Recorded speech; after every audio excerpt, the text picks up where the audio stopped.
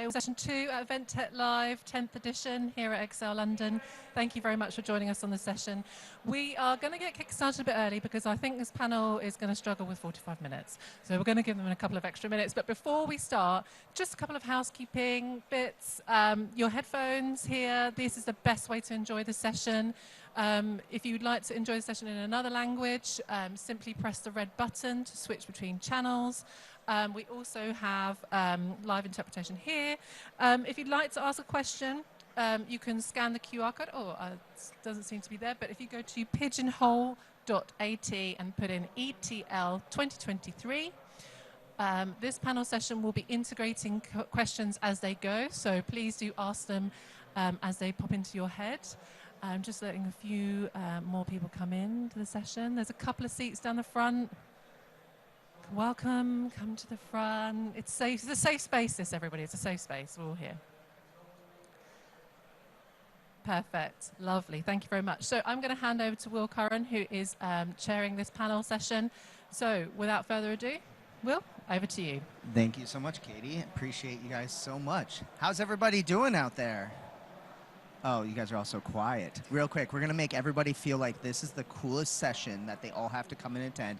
And you guys were smart. You got here early, so you actually got seats. The rest of them are going to have to stand. So on 3, I want to hear you guys scream in excitement for our amazing panel. Ready? 1, 2, 3. All right, that was pretty good, but we're going to do a little bit better at the end, all right?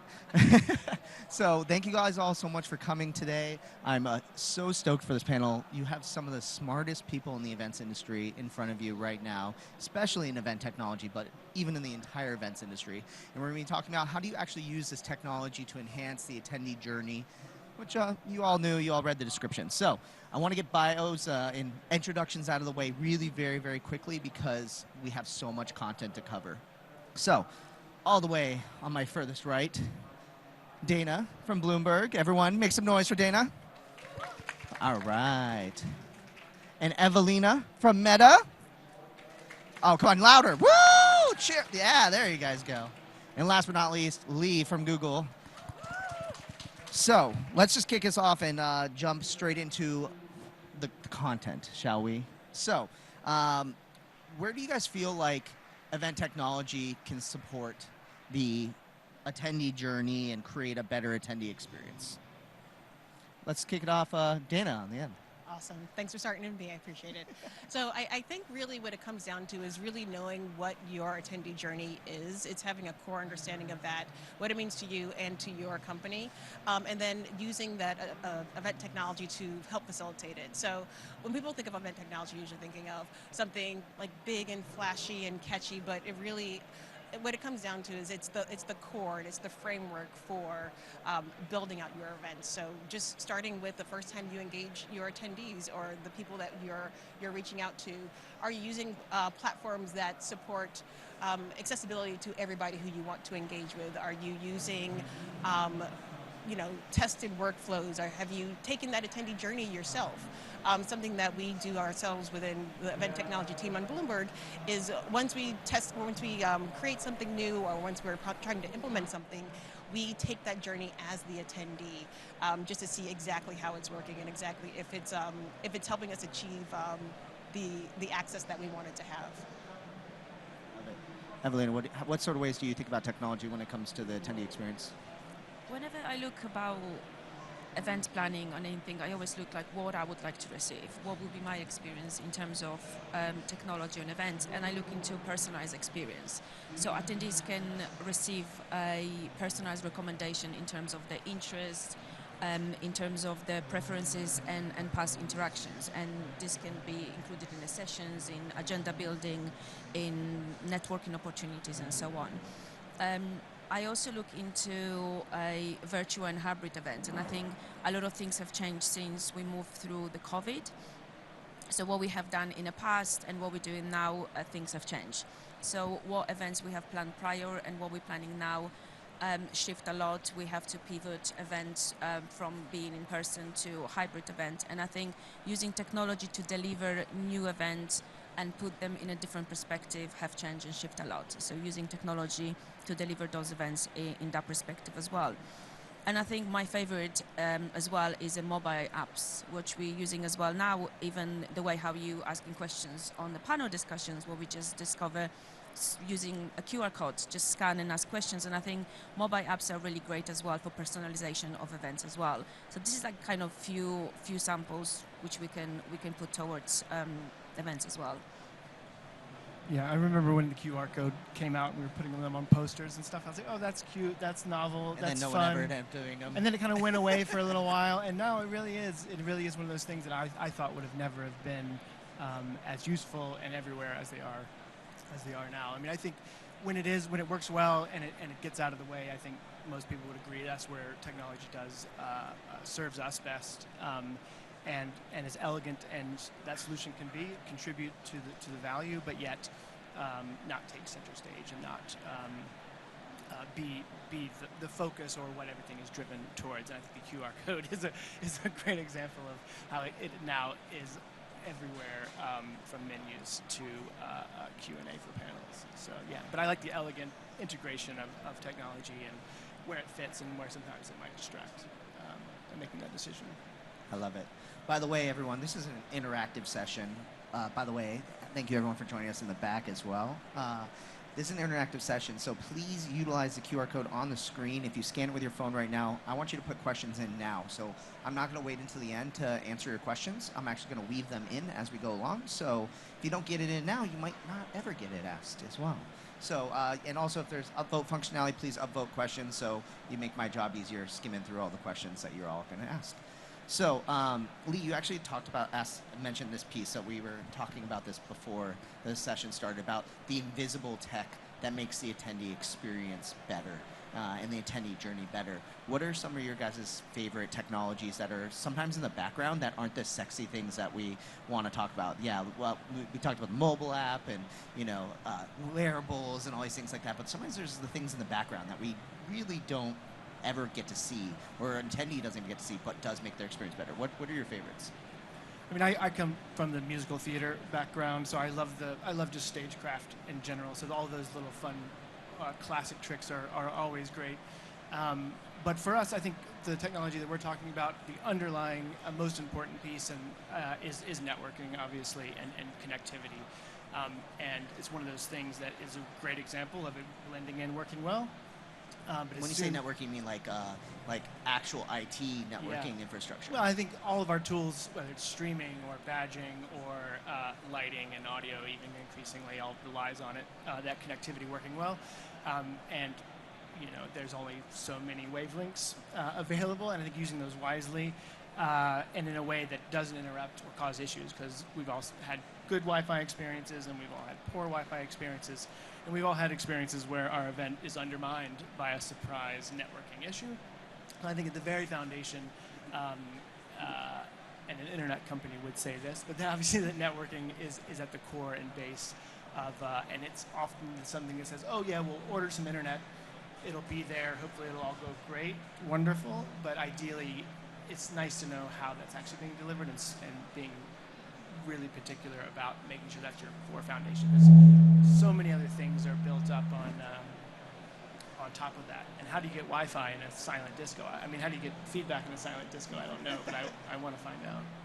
No, that goes to the core of what what we base our event technology around is it goes unnoticed by attendees until it's not working, and then you don't want it noticed. So, Ewelina was saying how much events have changed, pre-COVID to now, but the technology itself has also changed a lot. When we were doing our, hybrid events in 2015 and trying to get content out, I remember even working with a company like Bloomberg, the amount of effort and the amount of lift that it took to stream our content from one Bloomberg office out to the other. And now with things that the event tech team within Bloomberg has created, we've been able to take something as massive as our master control rooms that we use for production and content streaming and content capture. And we've been able to build what we call the digital control room, or DCR, which my boss spoke about at Event Tech Live last year. And we've taken that technology and we've made it really, I'm not going to say easy to package, but it's a lot more of a straightforward way. It's a lot more streamlined approach to it. And it's something that attendees would never notice, and it's something that when our speakers come in virtually or when they were doing our pre-records with them or engaging with them in some way, they also don't even notice it, but they noticed it before we had it in place, and they noticed the amount of effort and the amount of legwork. And then also, not from the attendee side, but also from the budgeting side, our event managers noticed the amount of costs and the amount of legwork that went into building out something which we consider simple now, like social streaming or bringing in somebody remotely. And just the technology's evolved with the way that events have evolved as well. I think it's me. I think I'm doing something. It's not us. Don't worry, it's not us. I'm not good at tech. It's never the speaker's fault for feedback, ever. Microphones, I don't know how they work. It's just the technology. Yeah, I'm not good at that. Part of my job at Meta is to run hackathons globally, and I think there's a lot of technology behind hackathons. And if some of you don't know what hackathons are, it's basically a bunch of folks getting together and work on prototypes, delivering different prototypes, working on different products. And you don't have to be an engineer to work on prototypes, on hackathons, projects. Any bunch of people can get together and work on something. And what is exciting part behind the hackathon projects and prototypes is the products and projects coming out of it. And I think the one thing I want to mention about is one project which was really crazy, the speed of messaging coming from one person to another.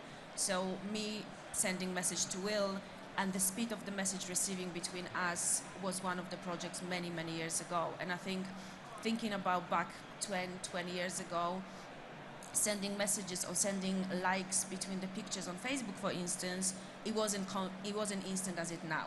If I send a like on your message, you will receive it straight away, where before was taking 10, 15 minutes or half an hour. And I think that behind the technology, what was happening before and now, it's really quick. And I think on events as well, when we look into what you just mentioned, until something is broke, we won't probably know that is actually happening. And that is happening on events. And I think us as event managers, we keep smiling, everything is happening, everything is looking good, but we only know that something is not working, right? Even sitting here today, probably everyone thinking everything is going well, but what is happening with microphone, we all can hear it. So I think just the beautiful thing behind technology, everything works well until it works right. But I think the hackathons would be my favorite piece of work, where the bunch of people getting together and create something which we wouldn't expect they would create. You know, the likes on Facebook, for instance, the emojis which came out of, of hackathons, and even like the registration pages or anything we work on is just crazy ideas. I love it. By the way, just so my panelists know, the reason why we're getting feedback is that there's so many people here, we ran out of headsets. So we're currently feeding it through the PA, so if you guys can just hold your mics as close to your mouths as possible, that would be awesome. So shout out to all you guys for being here. It's a lot of you now. Okay, so let's dive into some of the questions that we're actually getting in from the audience. So the number one upvoted question is will Meta move to virtual-only events in the future? So that's obviously a very specific question, but for the panel in general, where do you see also in general virtual as its place in the event stack that we have now in the entire customer journey? So Ewelina, maybe if you want to kick it off talking about virtual events at Meta and then go from there. My role at Meta is to look after events internally. I don't look after events for external stakeholders. And in my opinion, and it's only my personal opinion for now, I don't think we would ever move to virtual events only. We still would like to build a relationship between our employees and keep the interaction personally.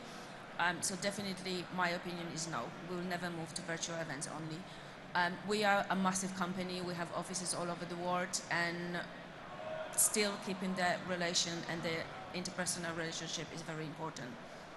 Yeah, I think it's really important to know your audience, know your content and what you're trying to deliver to them, and know what they want to get out of engaging with you and your event. So in Bloomberg, we, the big thing, when everything went to virtual, everything was moved to virtual. We try to really make that world fit into spaces where it didn't really belong. But now that we're on the other side of that, we found where the virtual environments and where the webcasts and the webinars really suit your attendees and really suit your audiences. And I think we've seen a really good return on investment with sticking with those companies that we work with. We work with our financial product businesses to deliver that data-heavy content that people want to go to on their lunch break or go to while they're working and still receive that timely, real-time timely data and hear from experts and speakers in the financial world, for Bloomberg. But then there are those bigger events where you want that in-person networking, you want that direct audience engagement, and that's more on our media side on Bloomberg. So those media events, while we do focus on, we don't call them hybrids anymore, but we do focus on streaming out content so that it can reach a global audience. The focus for those types of events is in the in-person space. So I think it's really about knowing your audience and knowing how you want to deliver that content to them. And there's still room for both. I just want to add one more thing. Our practice as well in our offices is, currently we have 4 offices in London, and our practice is, even if you work in one office and your colleague is in another office, we would make an effort to walk into another office to meet in person. So we don't practice video calls in between offices. So even though there's 20 minutes walking distance, our aim is to go and meet in person. So it's the same for events. We would like to meet in person versus having a virtual event. I probably shouldn't talk about the fact that we have Zoom calls for people that are sitting behind us, but that's okay. That's just how we do it for our meetings. I don't want to get up from my desk. Yeah, and people have been doing the phone bridge from their desks next to each other for decades. I think so. That has been around for a while. And I think broadcast is a key piece of that. Was a key piece of virtual, but always a key piece of the for large announcements and reaching large amounts of people. And I think broadcast for us is still a huge piece of how we announce products. And show that to everyone else. And then I think we follow that up with a bit of an in-person where people can go and touch and interact with new technologies or hardware in some cases. So it's definitely a mix, but I think it certainly starts from at our scale, broadcast. I think that's a really good point to bring up too. If you've kind of seen this shift happen, so Lee's team's primarily doing a lot of like product launches and things like that as well. So there's been this real big shift to with a lot of the large tech companies to, hey, we're going to announce our product through almost a on-demand style video recording, but then, hey, we'll bring people in to then do all the media coverage and things like that. So I think figuring out a way that you can balance those two is a big part of the journey. Thank you for everybody asking questions. Please keep them coming and keep upvoting the questions. There's lots of you here, but we're not getting a ton of upvotes. So if you guys can help upvote the questions that you guys really care most about. We'll go to Bogdan's question. Thank you, Bogdan, wherever you are, for asking the question. Thank you, Bogdan. Asked, what's been your experience integrating with CRMs and almost non-event tools, community tools, social tools, as part of the larger customer journey that exists? So what are your guys' kind of experience in those integrating those tools, and how important is that integration for you in terms of what you're doing? Integration is the name of the game when it comes to data and reporting and having things templatized in a way that makes it easy to scale and replicate. So I think that those items are part of the core of event technology. It's not what people think of when they think of technology, but it's kind of the underlying framework of it all. I think it's important to work with those as an event technologer? No. Technologist. As an event technologist, I don't know, that sounds fancy. I like event technologer, though. I think so. It sounds like we're explorers. It's really important to work directly with those teams that use those platforms to understand how they're using it, how they're using it well, how they're not using it well, where the platforms are working for them or where they're failing them, and finding a way to help them build those workflows and engage with the vendors that maybe are giving you an out-of-the-box approach when you really need a more custom and bespoke approach. I think, it's all well and good. Everybody wants to build their own, but I think you can definitely leverage what vendors are providing to you, but have it upgraded or formatted in a way that serves your company and the way that you ingest your data better. And it's really good to know, where those things are happening outside of just the core function of the technology itself. Yeah, you guys got any thoughts with integrating with non-event tech tools as part of the event technology stack? They're like, No, nah, I was just thinking exactly the same, and just was going back to personalization really. Ooh, yes. So it was not only from when I was speaking initially about us personalizing experience for the audience, but now personalizing the experience for us from the vendor perspective. So getting to know us and getting to know what basically our objectives and goals are, and integrating that into the experience for the customers afterwards.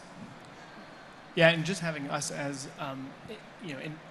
focusing on event technology within the company itself, having a seat at the table with marketing, with the different product areas, trying to accomplish their goals. So it is integrated in a way from the event experience, from the idea, and look and feel, and all of the other components play a role. But I think traditionally, the event technology role was not a huge department at a lot of these companies. And I think just the fact that we're having this conference, I think we're getting together and actually making this, and we're looking at this and looking at different providers and suppliers for an integrated, seamless experience bespoke to whichever the goals are, I think is something that's relatively new. At least I've seen in the 10 years of companies being focused and wanting to drive that level of part of their event planning, as opposed to being just suppliers and agencies delivering on requirements. Because we all know it's a bit more integrated than that, it's a bit more important, and the stakes are a bit higher. So I like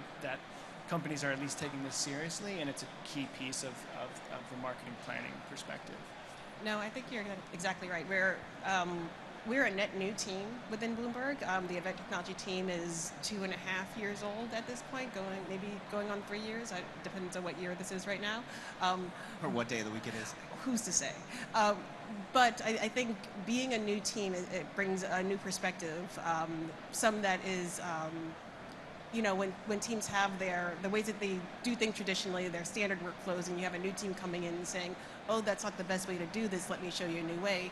Sometimes it's met with, it's well received, and sometimes it's like, no, this is how we do it, and this is how we're going to continue to do it. So I think using that technology to show that you have a core understanding of what they want to accomplish, and finding those pain points, and then working just from the experience of working with a company the size of Bloomberg, which is a global company, the different teams that are doing different things or the same things in different ways. And it works for some of those more bespoke events, but it doesn't really work when you're really trying to use your data and use your reporting for consistent lead generation, for consistent ROI, or the way you're doing an annual event, new and better each year. So building upon that and having a team that can focus on that and make that their focus, and then share those best practices with other teams that have execute them, comes in handy, and eventually is well received. I love it. There's so many questions. Thank you guys for answering my call to action and getting lots of questions in. So Charlotte from News UK actually wanted to know about best ways to network online. So as we talk about digital events, virtual events becoming such a big part of our stack, have you honestly even seen any good ways for networking to happen online? I guess is a question as well. I think it's about meeting people where they're at, not forcing something inauthentic. Networking means meeting and talking to people, and it happens online. I mean, it's been happening online since AOL came about in the 90s. That's the chat rooms. I miss them. I do. No, thank you. But it's really understanding how people want to engage with each other and not forcing it. You can definitely have smaller breakout sessions, smaller collaboration tables. I think it's weird for me to say, but it's not a technology thing. It's really about marketing it properly, having an agenda for how you want people to engage with each other. Because eventually, if you're on a Zoom call or any collaboration platform call with a bunch of people you don't know, you're going to sit there silently. So it's really about building out a reason for them to network, as opposed to how they're going to network. You're probably going to get bored of me and talking about personalization. I'm sorry, but I'm for it.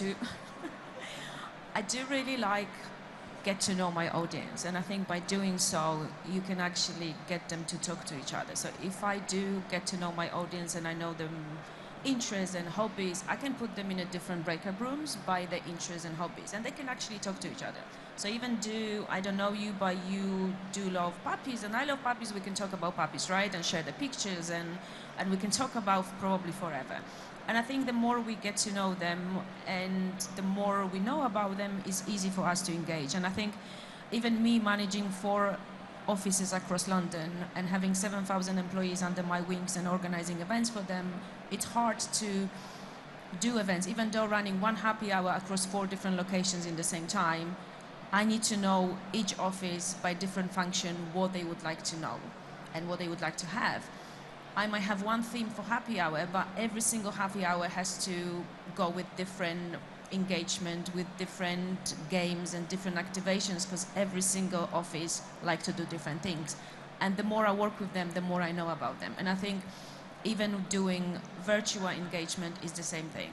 So I think get to know your audience, and in that way you can do. It's hard, it's not easy, because no one wants to sit for hours in chat rooms, let's be honest. Like, I think we passed the stage where we were online for hours and doing meetings and trying to be online and talking about everything. So I think just to get to know your audience. Would you say when people are registering for the events is where you would like get that first data capture of, or I guess it's knowing who you're sending those invitations out to, but then when they engage back to you is capturing that information at the registration level? I do ask sometimes questions, just a random question. Sometimes people are like, well, what is she on? Like, why would you ask me that question? So I started asking those questions on in-person events. And there was question like, and actually I got the idea from my colleague from another company. She asked question about what was your favorite sweet from your childhood, and no one knew what was the question about. But then when they show up on event, all the sweets people mentioned, they were served during the lunchtime as a dessert. So I got this idea, and I've asked a similar question about music. And then when people show up on event, we actually created a music playlist, and we play all the songs that people mention. And doing so, we start doing similar things with different subjects, different topics, and we start doing this virtually as well. So I think people start getting used to it, that something might be showing up, and that way we start getting to know them. Yeah, I mean, I think chat is probably the best way. I mean, I think taking obviously a in-person networking event like today, and then following that up with technology and online ways of following up and communicating is probably the best way to combine the two. But really, that's kind of a cop-out answer, because it's just saying that in-person networking is still ideal. But like anything, you would call someone on the phone after meeting at a conference, or you would follow up through other means, whatever the means of chat is. And so I think as many platforms and environments where there's group chats and direct chats, I think will still be the best way to continue to network with the community like this or others. I like it. I think one thing I'll add in too is that, like, building a community, I think, online that is maybe off of a social media platform, to give them a place to go to continue the conversation, is also one of the best uses of digital networking too. Because, you know, a lot of times we sit here, we go, oh yeah, people aren't networking, but it's because we're basically assuming they're going to do all the work for us. But in reality, sometimes we need to give that space and continued space beyond just if you're doing an all-day virtual event, that one single day or a 3-day virtual event. There's so many questions coming in now. I hope we can get to them all. So next question, we come down, and by the way, we're going to definitely come back to data. So I see a few questions kind of coming in about data. So if you have questions about data and the attendee journey with data, get them in now. Question is, what's the most exciting innovation that you've seen in virtual events? So I'm going to spin this question and say, what's the most exciting innovation that you've seen that helps enhance the customer journey as a whole, not just virtually, but also in person as well? Sorry for whoever asked that question. I'm going to keep it a little bit more broad. I mean, this is going to sound like a huge pat on the back for us, but for me, Allowed. Done. But for Bloomberg, I'll say that the creation of our digital control room has been the most exciting enhancement for me. And I keep going back to, like, you're talking about customization, I keep going back to technology being the core support. It's not something that people are going to see, but from somebody who works in event technology, that's been the most exciting thing. It's allowed our team to do so many things that we weren't able to do, enhance the speaker journey, like in a way that it hadn't been enhanced previously. And engage with a virtual audience. So streaming out our content that we wouldn't have been able to stream out before when budgets are limited, when space is limited, when time is limited. It's given us a way to pivot those in-person events to what you would have called hybrid, but now we call social streaming. And so that, for us, it was a new creation. It was something that didn't exist this time last year that exists now, and it changed the way that we operate as a team. I like it. I'm guessing too that because you have built this studio, your production quality's gone up, so therefore people actually sit around to want to watch the content. It doesn't feel like I'm just watching up someone's nose all the time. It was twofold for the reason that it was created. One was to make the speaker journey better, so that speakers weren't joining platforms they weren't familiar with. Speakers weren't like experiencing connectivity issues or bandwidth issues. But two, our V2, which we just rolled out earlier this year, was focused on enhancing that production quality. Having our webinars and webcasts mimic and reflect what's happening on Bloomberg television. So our goal was to have BTV, Bloomberg television, style production on our webcast, which who wants to spend a lot of money to make that happen? So doing that at cost in a scalable way, and it's the kind of thing that you're not going to notice it until it's not there, really. But it was exciting for us, and it was a way for us to also, we were able to piggyback on that and build out other. We've got remote speaker kits that we can use in our offices that don't have, so we have our regional offices that have, a lot of infrastructure, a lot of AV support, and we have our smaller offices that don't have as much, and so you'll have people joining a webinar or recording from there, and they just have, your standard camera, you're in a meeting room, it's a million miles away. But we've built out these speaker kits with vendor support that get shipped out across the world. And now you've got, it's got an AI camera, it's got internet redundancies for connectivity concerns. It's on a laptop, they open it up, they set it up, and you have high quality production value in a way that we really couldn't have it before. So I don't know, it's really nerdy to get excited about, but for me, that was the most exciting thing. I think we're allowed to get nerdy at Event Tech Live. Yeah, I get some snaps if you want to get nerdy. Yeah, and I think applying that video switching technology in production and broadcast to not only streaming as an output, but you said inputs and the various different platforms or whatever's comfortable for that person, and mixing those together in different studios, I think was obviously a wonderful, thing for all of us to develop. And I think for at least what was one thing that I liked, and I'll do a product shout out as well, was YouTube Premiere. Did anyone use YouTube Premiere? Does anyone know what that is? So there's YouTube Live, obviously, and then there's YouTube, so video on demand. And it was kind of mixing the two together, which it's really like the video shows up and they can watch it together as an audience as it's premiering, basically. Yeah, it's like a debut. So that was something that I thought was, and I don't think we really developed, because it was either a video on demand or it was live streaming. And you were either doing it live, and you could honestly play out a video live if you really wanted to, of course, but to make it a thing where you're premiering something and you knew it might have been relatively fresh, but maybe not exactly live, but it really didn't matter. And I think doing pre-records and mixing that into a live but yet interactive follow-up piece was great. So I think for us, using YouTube Premiere to have most of your content already in the can, ready to go, and then follow that up with live Q&A, interactive pieces, really takes a lot of the risk out, as well as allows you to put kind of that broadcast polish on it, but still have an interactive virtual event if that's your goal. If you haven't experienced YouTube Premiere yet, if you're on your YouTube subscriptions, which I just assume everybody watches YouTube as much as I do, it'll usually show up as this video premieres on this date. I highly recommend, if you have not seen that experience before, it's I consider it very, very innovative, and a great way that you can take pre-recorded content. Again, this isn't like Simulive where you act like you're live and you address the audience even though you're not live. This is just people literally watching a YouTube video together, which is really, really fascinating to watch from an online user experience. Ewelina? I've got a few, obviously there's few products we are working on, a few of them which I can't really talk about yet because they're not delivered and developed yet. I can possibly come back next year and hopefully at that stage we'll be able to talk. Metaverse is the big thing which I'm excited about, but I'm not an expert, and it's not in a full spectrum yet to talk about. But something what I'm very excited about is the virtual reality. I always bring this to my events. I always bring VR demos, and it's an exciting thing. It's something what people enjoy to see. I'm very excited to see on events as a networking opportunity, as an addition to an event, not something you want to be 24/7, right? It's kind of like a breakup point at the back on for people to get together to talk about and get excited. So I think that is the part of like innovation and excitement for me to look further to it.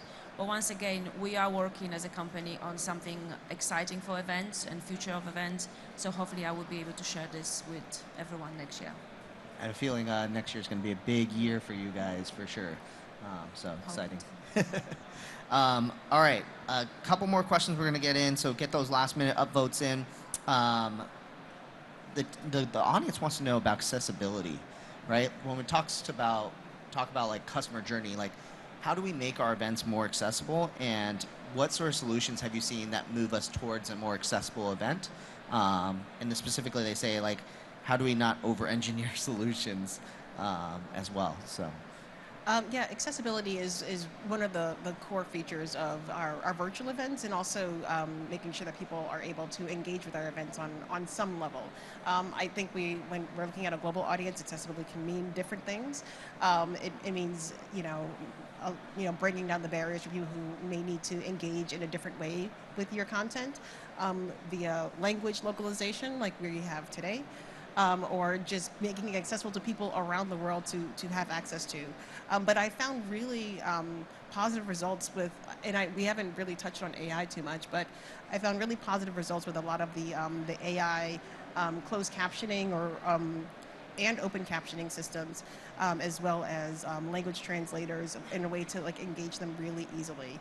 One of the things that we're focusing on in Bloomberg internally and for our external events is making sure that every event has closed captioning capability, and we're going into ways to make things easier to access for visually impaired as well. So building out those best practices, and it's our job as the event tech team to define those best practices, to test them out, and then to share them globally. So that's one of the things that we're very much focused on. Well, accessibility is something I really look into for my events. I'm a person with hidden disabilities, and something which I work on very closely with at Meta is to work with our disability art resource group and look into especially hidden disabilities for any event. And what we're looking into is not only the visual aspect of events, but looking into the sound and visuals and how we can help everyone to access events in any aspect of it. And sometimes we overthink events, right? We're trying to make this beautiful looking and being like super great, right? But we're not looking into how people can struggle with events, how they see events, and everyone can see those things different way, right? And I'm gonna be now very controversial, and someone probably might not be happy, but I wouldn't probably have a screen like the one on the right my side at my event, because I've heard from people at my event that might affect the vision, and that might be really upset throughout the events. They will need the quiet corner to go and really relax, because that is affecting the mental state and so on and so forth. And I think you learn those things throughout the event once you're getting to know your audience. And I think it's various aspects of events we should look into it once we start the registration, and once again get to know your audience. So not on the visual aspect. Yeah, if you know what to plan to, that makes it a lot easier, as opposed to like, well, there should be let's just plan for 5% of people to need some kind of audio assistance. But if you do know, I think that certainly really helps. I think from our perspective, getting away from those default things like putting captions on a screen on the side, or in some cases interpreters, which does kind of put those people in a certain part of the house. And we've used a bit more, we've handed out tablets, for example. We've allowed people to use their own devices to pull up a web page, to pull up captions. And even if English, even if it's not maybe a hearing disability that you're trying to accommodate for, it's also something that even if English isn't your native language, it's good to see it in text. It's also good to just reinforce what you're hearing to kind of see the text, like people will see in a lot of other videos where you're double hearing it when you kind of see it and hear it at the same time. So just having to be able to access that on your own device, we've experimented a lot with, as opposed to having it on the bottom of the screen or on its own dedicated screen. Yeah, same with us. We've been focusing on attendee personal devices, scanning that QR code, being able to pull up the content that's happening, and it's also sometimes having a screen is like not allowed in certain venues. You're in a tighter space. You're in a closed meeting room. But then also, and I'm going to be a little controversial. It is hard to capture that attendee information at registration. You do have to be careful of the questions that you ask people. So it is good to make certain things your baseline standard so that you're not having people have to opt into or self-identify when they really don't want to. So finding something that is scalable and that works for the people who will need access to it, and finding that technology that works for you. And like I said, we've seen really great advances with AI when it comes to accessibility features. And then also we've been using that to find more accessible venues. So this is also, I mean, it kind of ties into event technology, but there's platforms out there and there's vendors out there that do help you source venues for accessibility reasons and accessibility concerns as well. So it's just one of those things that we're trying to build out our resource center and our hubs for to share that communication and that information with each other. I think it's good to kind of, obviously we can't ask some of the questions because, I mean, we're not going to go and ask everyone like, hey, are you disabled or you've got any hidden disabilities, but I think if we can tick some of the boxes right away and without even asking people, and let's say we can afford it, because obviously some of the extra additions might cost extra money, then let's just do it. It's the same when we create a stage at the venue. We can have a ramp next to the stage without even asking. So if you have disability and you don't know whether your speaker is disabled or not, they already feel like, without asking me, you've already given me the extra accommodation, and it makes me feel better. So I think it's nice to have those extra accommodations up front, obviously if budget allows us to. Okay, so we got about 5 minutes left, and I left the hardest, biggest question left, so we'll try to maybe like within a couple sentences or two. Where do you see the role of data and analytics to honing in the perfect journey for a customer as part of this entire process? That's a tough one. Well, it's really like, and I feel like the old saying is you can't make good data out of bad input or something like that. But I say crap in, crap out. Yeah, exactly.